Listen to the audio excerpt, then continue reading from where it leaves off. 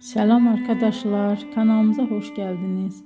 Bugün sizlere Türkiye'nin en tanınmış genç oyuncularından biri olan Hande Erçel'in hayat hikayesinden bahsedeceğim.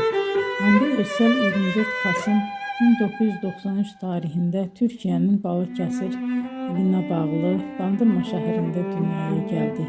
Küçük yaşlarından itibaren sanatla ilgileniyordu ve yaratıcı alanlara karşı büyük bir merakı vardı.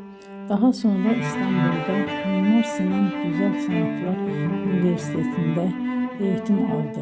Ama onun hayatında ilk adım oyunculuk değildi. Hande Erçel kariyerine modellik yaparak başladı. Genç yaşta katıldığı güzellik yarışmaları sayesinde dikkat çekti ve kısa bir süre televizyon dünyasının kapıları ona açıldı.